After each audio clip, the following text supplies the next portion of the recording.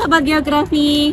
Nah, tahukah kalian bahwa suatu genangan air tiba-tiba hilang dengan sekejap karena kena panas matahari? Nah, fenomena ini disebut sebagai penguapan atau evaporasi. Lalu, gimana sih cara kita mengukur laju penguapan? Nah, di video kali ini kita akan belajar praktikum bersama untuk melihat penguapan air secara langsung. Apakah sudah siap kalian? Nah, sebelumnya, yuk kita perkenalan dulu nih sama alat-alatnya. Nah, yang pertama itu ada panci utama atau disebut sebagai evaporation pan. Terbuat dari bahan stainless steel atau besi galvanis agar tahan lama dan juga anti karat meski diisi air secara terus-menerus dan juga terkena matahari. Nah, yang kedua yang paling penting itu di bawah dari panci evaporasi itu tentu harus ada penyangga, bisa berupa kayu ataupun berupa batu untuk memisahkan antara panci evaporasi dengan tanah. Nah, penyanggaan ini itu agar tidak menyentuh tanah secara langsung. Hal ini sangat penting sekali sebagai ventilasi agar suhu tanah itu tidak dapat mempengaruhi panci evaporasi dalam mempengaruhi suhu dari airnya.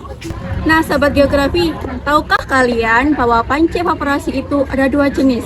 Yang pertama berbentuk lingkaran atau disebut sebagai panci dengan jenis US class pan.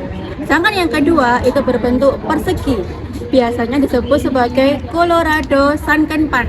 Nah, kira-kira di antara dua tadi manakah yang jauh lebih baik?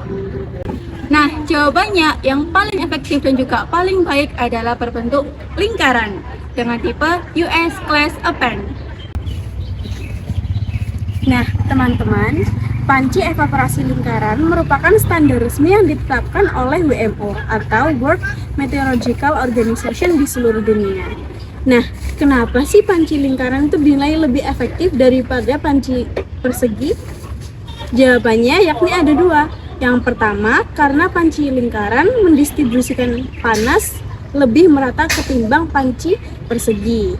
Nah, yang alasan kedua, karena panci lingkaran lebih aerodinamis terhadap angin, sehingga angin dapat bergerak lebih mulus ke segala sisi di panci lingkaran.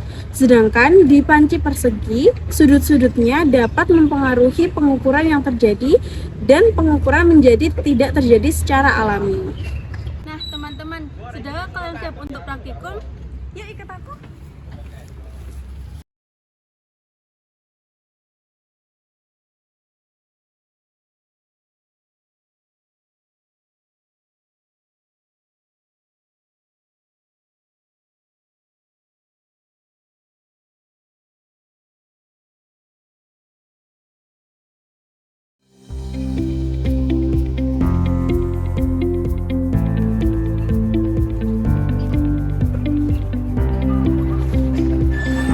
Halo, jadi hari ini kita akan melakukan praktikum sederhana dengan menggunakan panci evaporasi di Taman Meteorologi dan Klimatologi yang ada di Fakultas Ilmu Sosial Universitas Negeri Malang. Jadi praktikum kali ini adalah melakukan pengukuran dari evaporasi atau penguapan yang terjadi pada jam 7 sampai jam 18. Oke, jadi alat dan bahan yang digunakan adalah spidol, lalu ada buku untuk menulis, lalu label yang bertuliskan air bersih dan air tercemar, solatif untuk menempelkan dua penggaris, lalu ada handphone untuk melihat suhu, dan tidak lupa ada dua penggaris untuk mengukur, dan panci evaporasi. Yuk mulai praktikumnya. Jadi pertama-tama kita tempelkan dulu nih air bersih dan air tercemar.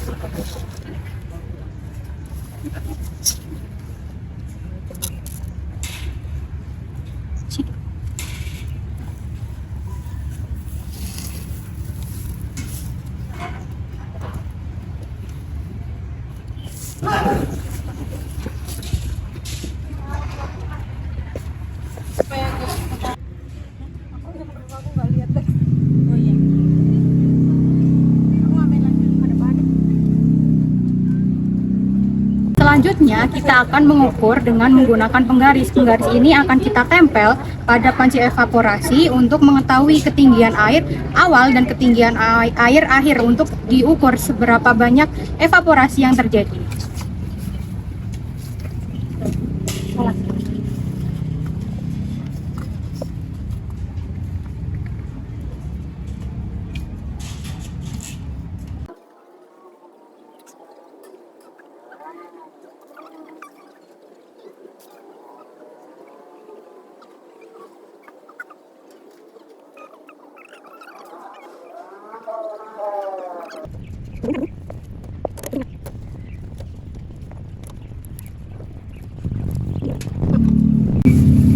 Oke, jadi bisa dilihat ya ketinggian awal pada air bersih ini 10 cm dan pada air tercemar juga 10 cm. Panci yang sudah diberikan penggaris untuk diukur, selanjutnya kita tunggu selama kurang lebih dari jam 7 sampai jam 18.00. Selanjutnya, kondisi lingkungan juga mempengaruhi terhadap proses evaporasi.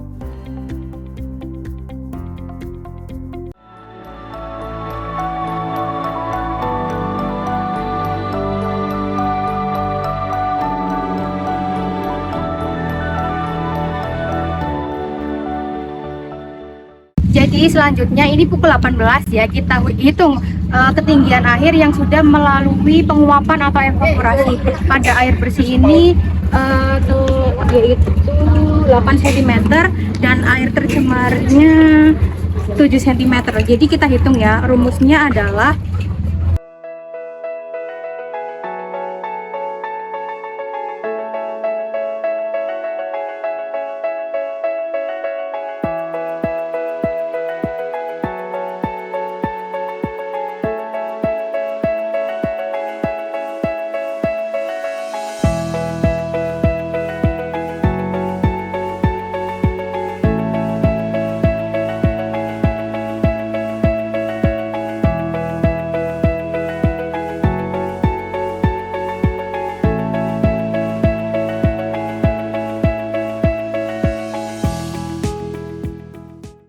Nah, Sobat Geografi, kalian tahu nggak sih kalau alat sederhana ini ternyata punya peran penting dalam dunia cuaca dan air loh. Nah, panci evaporasi ini bisa digunakan untuk mengukur proses penguapan air pada permukaan terbuka.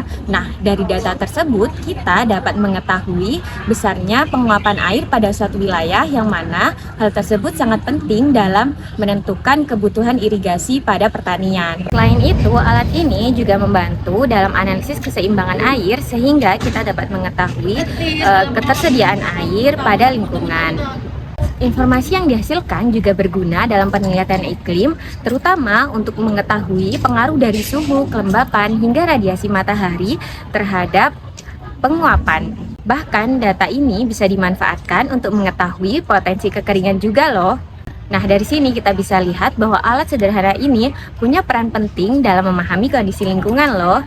Nah, mari kita lebih bijak terhadap sumber daya air di sekitar kita. Terima kasih sudah menonton, sampai jumpa di video berikutnya.